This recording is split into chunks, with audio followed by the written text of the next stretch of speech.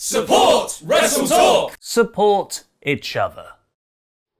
Following WWE's sharp U-turn on NXT talent wearing masks in the crowd during TV tapings, going from "if you wear them, you're not a real fan" to "we'll fine you $500 if you don't," Fightful reported a top WWE star stood up to Vince McMahon backstage and expressed their concern and frustration wrestling didn't have masks. This was followed by the first full outbreak of COVID-19 in the company, resulting in a reported 30 or more positive test results. Soon after, WWE finally started putting in safety precautions that should have been in place from the start. And now, in an interview with Justin Barrasso of Sports Illustrated, that top WWE star who confronted McMahon has revealed themselves. Kevin Owens. At first, the masks weren't being taken seriously enough. Eventually, a fine system was implemented to make sure people took it seriously. That came from me. I thought that the masks weren't being worn seriously enough, so I went and talked to the people in charge. They immediately did what they could to remedy the situation. Once these new guidelines were implemented, Owens felt more comfortable returning to work after taking a couple of weeks off to assess the situation. These masks do make a difference, and I felt it was important for people to take that seriously. I was pleased that the company felt the same way and made sure to get the message out to everybody that this is a big deal. That's why, in the end, I decided to come back. I feel comfortable going back to work, and I feel as safe as I can be there. Someone who won't be coming back to work, though, is Brock Lesnar. Enter, Brock Lesnar didn't show up much for work, even not in a pandemic joke here. Lesnar hasn't been seen since losing the WWE Championship to Drew McIntyre at WrestleMania 36. Last year, when we thought Brock would be away for a bit, he then suddenly returned to win a Money in the Bank match he wasn't even in. But this year is different, as according to a tweet from WrestleVotes, the original plans WWE had in place for SummerSlam this year have been torn up. No fans means WWE has little desire to have Lesnar on the pay-per-view. 2 major matches scrapped. One of those 2 rumored scrapped matches is the third Edge vs Randy Orton match, partly because of Edge's triceps tear and partly because of no fans being in attendance. WrestlingNews.co is reporting their match has been pushed back to Royal Rumble 2021, potentially with Orton as WWE champion. One idea being discussed backstage is to put the belt on Randy so McIntyre can win it back in front of fans. If only the karaoke segment from last Friday's SmackDown was also scrapped, as it wasn't just the fans who didn't like the segment. The competition's own winner Naomi has also taken to Instagram to shoot on the creative. Replying to someone commenting they would prefer to see the women,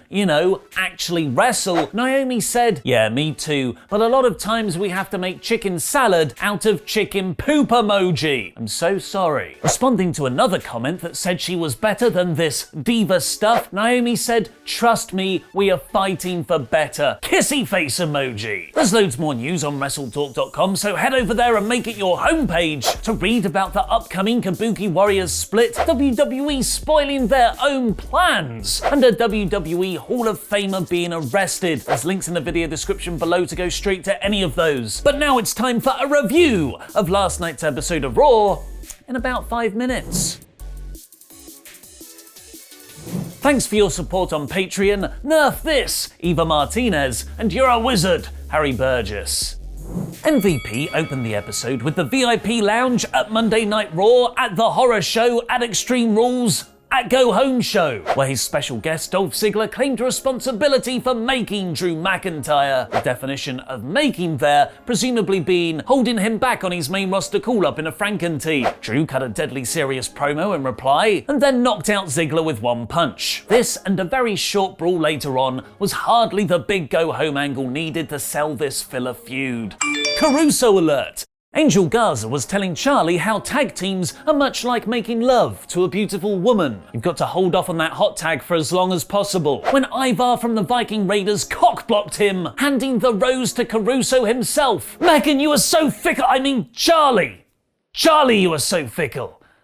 Man, I've got some things to work through. In a 2 out of 3 Falls era flashback, this inexplicably turned into an elimination tag match, which came down to Garza just beating Ivar thanks to Andrade interference. Finally facing up to those dastardly iconics, we got the long-awaited Riot Squad reunion of Ruby Riott and Bianca Belair. Bianca was always my favourite Riot Squad member. Liv Morgan's unexplained absence over the last few weeks seems to have forced WWE to change their Riot Squad team-up plans. So they used the storyline to reintroduce Belair instead, who hasn't had anything to do since being called up in March. Here she almost single-handedly beat the Iconics. And like it's the Raw after Mania, only for people who've already been called up but WWE didn't do anything with, Shayna Baszler then also returned, interrupting an Akira Tozawa R-Truth standoff, choking out several ninjas, and then putting the women's division on notice. Murphy then asked Seth backstage if the eye for an eye stipulation really does literally involve ripping out an eye. I too would like some clarification, so commentary spent the next 30 minutes confirming that over and over again. The Rollins vs Mysterio feud brought out most of its peripheral players next, where Murphy took on Aleister Black in a leg slap match first, but Seth caused the DQ, which led directly into a WrestleMania rematch between Rollins and Kevin Owens, with Mysterio, Dominic and Black at ringside with no Murphy, and don't mention the Austin Theory. It was a lumberjack match with the traditional psychology reversed. The heel was outnumbered. It was actually a very decent match. It got time, and Owens and Seth's characters always play terrifically off one another, but having all the babyfaces effectively gang up on Rollins, the KO to then beat him with a stunner, kind of deflated the big revenge payoff that should be building for the pay-per-view match with Mysterio. The episode then switched focus to another major storyline, and arguably one of the best character arcs of the year, the slow-building heel turn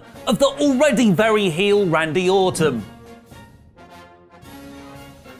After an excellent video package profiling Randy's legend killer career, Orton cut a promo directly into the camera about his friends throughout the years. Edge, Christian, Big Show. It was almost Arya's hit list from A Song of Ice and Fire. Yes, I'm referring to the books and not the TV show Game of Thrones. And then he said, Ric Flair. In the moment of the night, when Flair came to get Orton for his match against R-Truth, Randy had the slightest, subtlest of pauses after Rick turned away, like a voice was speaking in his head. This is so psychologically complex for a wrestling character, and the arc is being told perfectly, based on foreshadowing rather than shock. The slight Flair-Orton dissension progressed when Randy RKO'd R-Truth in seconds, but Rick stopped him from delivering the punt. The star of the Big Show show, Big Show, came out, and they made an unsanctioned match for next Monday's Raw, not Extreme Rules, because TV ratings. Ricochet and Bobby Lashley had a fun few minutes. Their big man, small man dynamic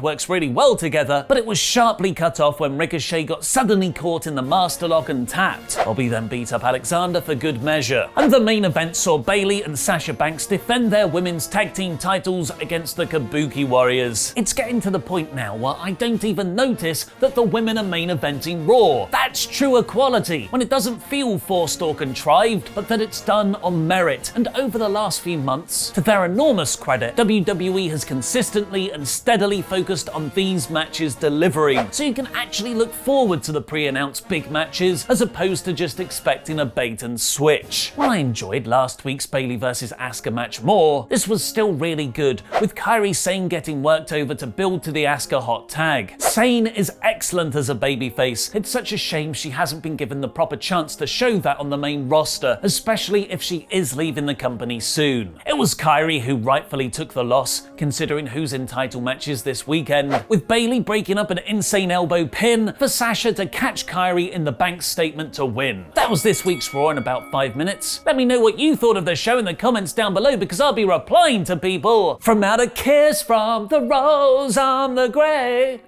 Hey! This was a solid episode that focused neatly on each storyline. Banks vs Asuka, the legend killer, an eye for an eye, and Drew vs Dolph, but there was no real cliffhanger hook that you'd expect from a go-home show. This week's Raw is average. Unlike this cliffhanger hook for tomorrow's QuizzleMania on Parts Unknown. Your favourite wrestling game show is back with defending champion Luke Owen, defending loser, me, I've somehow come last every time, and 2 special guests, nerdcore rapper Mega Ran, who performed at last year's New Japan ROH Madison Square Garden show, and Billboard album chart-topping rapper and the host of the Usos New Day Battle Rap segment, Wale. Join us all and host Adam Blompier tomorrow at 4 PM Eastern, 1 PM Pacific or 9 PM London time for the live stream. And get your Jam That Jam shirt today, because everyone who buys one will be automatically entered into a prize draw to win a signed QuizzleMania trophy. The competition closes tonight. Click the video on the right to set your reminder for QuizzleMania and subscribe to Parts Unknown for more fun wrestling stuff. And what is the real reason Charlotte Flair is off from WWE? Click the video below that to find out. If you like what we do here, please do follow us on Twitter at WrestleTalk_TV and me